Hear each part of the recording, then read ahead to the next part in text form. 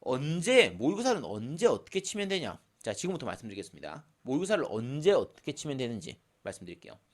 자, 일단 모의고사는 최대 4번, 최소 2번만 치면 됩니다. 최소 2번이에요.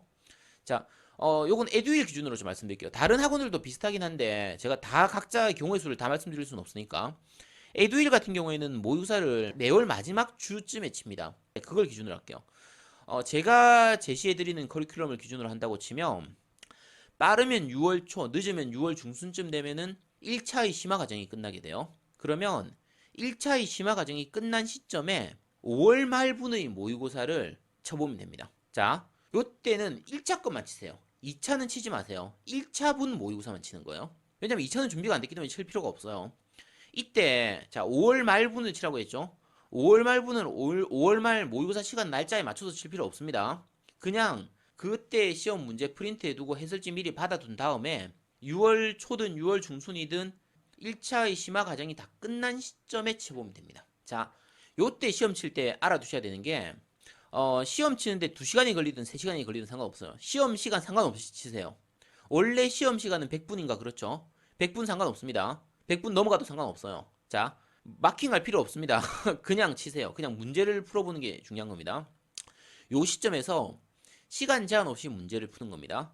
요때 목표 점수는 몇 점이냐면요. 학계로는 55점, 민법은 50점 정도가 목표 점수입니다. 요거는 목표 점수예요. 이거보다 낮아도 됩니다. 그러니까 합해서 한 105점 정도 받으면 됩니다. 그러니까 만약에 요때 두 과목을 합쳐가지고 120점 이상 나왔다. 그러니까 평균 60점 이상이 나왔다. 그러면 남은 기간은 느긋하게 2차 중심으로 공부하시면 됩니다. 2차 중 근데 120점 넘는 경우가 잘 없을 거예요. 5월 말 시험을 120점 넘기는 힘들거든요. 근데 어쨌든 요때 120점 넘었다고 하면 안심하고 2차로 넘어가시면 됩니다. 만약에 요 시점에서 95점 이하다. 두 과목을 합쳐가지고요. 그러니까 학개론하고 민법을 합쳐가지고 95점 이하다 그러면 6월 한 달간은 1차에다 올인하셔야 됩니다. 2차를 일단 접어두고 1차에다 올인을 하셔야 돼요. 그러니까 이게 많이 배분한다고 치면 1차 공부하는데 한 70%, 2차 공부하는데 30% 정도로 공부하셔야 되고 그렇게 6월 한 달간을 공부한 다음에 그걸 공부하고 나서 6월 말 모의고사를 치는 거예요. 6월 말 모의고사를 칠 시점에 1차 과목의 핵심 요약 과정이라든지 그 총복수 과정이 끝나게 되거든요. 요걸 다 끝내고 나서 아까하고 똑같은 방식으로 시간 제한 상관없이 1차 모의고사를 한 번 더 치는 거예요. 대략 한 7월 초쯤에 치게 되겠죠. 요때 쳤을 때 마찬가지예요. 경우의 수입니다. 제가 말씀드릴게요. 120점 이상 나왔다. 그러면 안심하고 2차로 집중하시면 됩니다. 1차는 당분간은 안 보셔도 돼요. 당분간은 2차만 보시면 됩니다. 만약에 120점에서 100점 사이, 100점에서 120점 사이라고 하면 2차로 넘어가되 너무 안심하면 안 됩니다. 1차도 어느 정도 생각을 좀 염두에 둬야 돼요. 마지막으로 100점 이하가 나왔다. 자, 7월 초쯤에 치는 1차 시험에서 100점 이하가 나왔다고 하면요.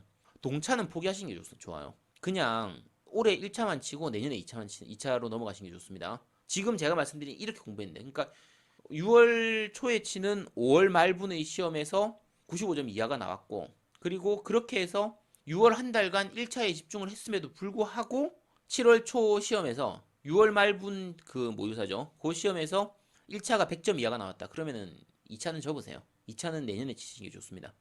그렇게 하시는 게 좋아요. 그래서 요런 걸 하기 위해서 모의고사를 치는 겁니다.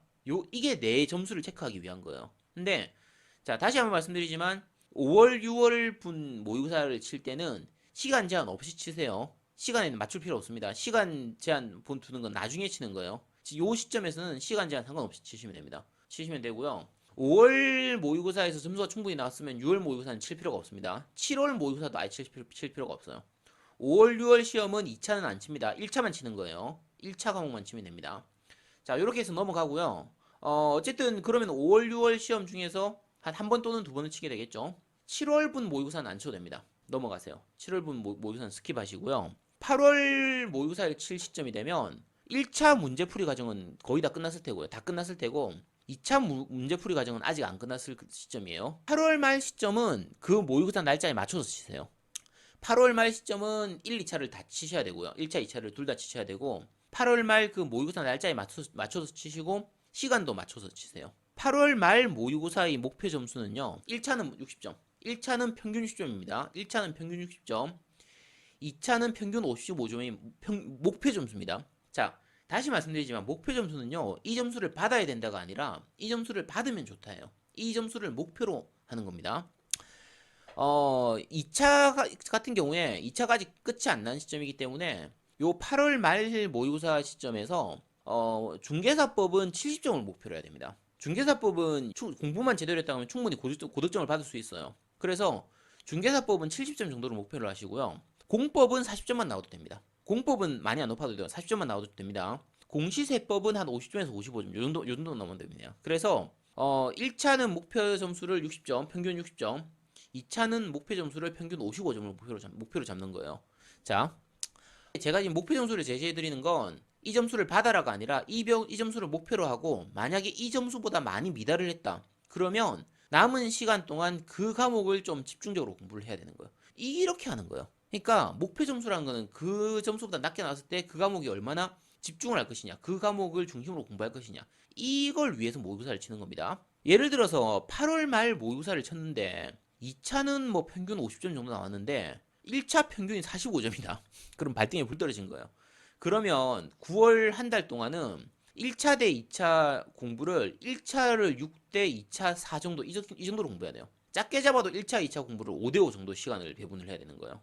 1차에 좀 더 많이 집중을 해야 되는 거죠. 반대로 만약에 8월 말 시험에서 1차 평균은 한 65점 정도 나왔는데 2차 평균이 한 40점밖에 안 나왔다. 그러면 1차는 접어둬야 돼요. 9월 한 달간 1차는 완전히 무시하고 2차에만 100% 올인하셔야 됩니다. 그러니까 이런 식으로 조절하는 거예요. 모의고사 점수를 가지고 남은 기간 동안 내가 뭐가 모자란가, 뭐에 더 집중해야 되는가, 이런 걸 판단을 하셔야 되는 겁니다.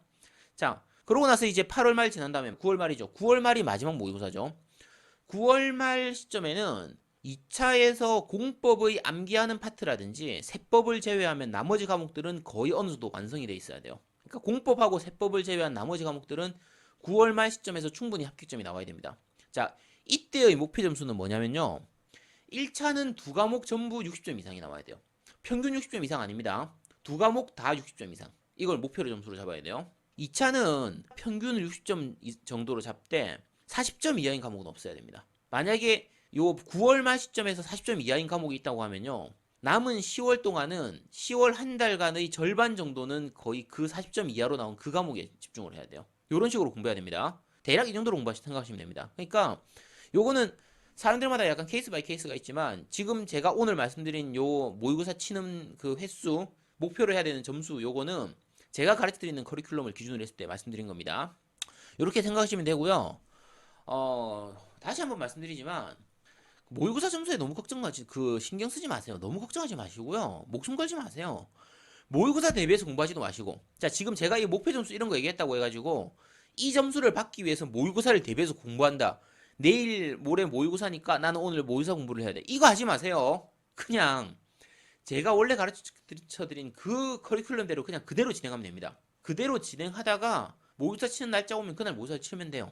내일 모의고사니까 2, 3일 전부터 모의고사를 대비해서 전과목 다시 복습하고 전과목 다시 공부하고 암기할 거 그 짓 하지 마세요. 그렇게 해가지고 모의고사 점수 잠깐 반짝 높게 나오면 진짜 그건 독이 돼요. 그건 진짜 독이 됩니다. 그렇게 하시면 안 됩니다. 공부 그렇게 하는 거 아니에요. 모의고사는요, 점수가 좀 낮게 나와도 상관없습니다. 모의고사를 대비해서 공부하거나 그런 거는 절대로 하지 마세요. 그러니까 모의고사 전날 암기할 거 열심히 암기해가지고 그날 반짝해서 모의고사 점수 높게 나왔다. 본 시험 나와가지고 그거 기억 못하면 끝장나버립니다. 만약에 제가 내일이 모의고사인데 중개사법 열심히 공부한 거예요. 그래서 공부해서 모의고사를 쳤더니 모의고사 90점 나왔어. 중개사법은 공부 안 해도 되겠네. 그래서 공부 안 했더니 나중에 본고사 갔더니 60점밖에 안 나오는 거예요. 망하죠. 중개사법 60점 나오면 망합니다. 그러니까 모의고사는 철저하게 평소 실력대로 치세요. 모의고사를 대비한 공부는 하시면 안 됩니다. 이게 여자분들이 이상할 정도로 이 모의고사 점수에 신경을 많이 쓰거든요. 이 남자들은 잘 없어요. 근데 여자분들이 모의고사 점수 높아서 도대체 어디다 쓸 거예요, 그거를. 모의고사 점수 잘 받으면 자격증 나오나요? 모의고사는 그냥 모의고사, 가짜 시험일 뿐이에요. 그러니까 거기에 현혹되시면 안 됩니다. 절 믿으시면 됩니다. 진짜 시험을 위한 컨디션 조절이나 잘 하시고요. 모든 포커스는 진짜 시험, 10월에 있을 진짜 시험을 포커스로 잡아서 그걸 목표로 해서 모든 공부 커리큘럼을 짜야 됩니다. 모의고사 따위에 현혹되시면 안 됩니다. 자, 오늘은 여기까지 말씀드릴 테고요.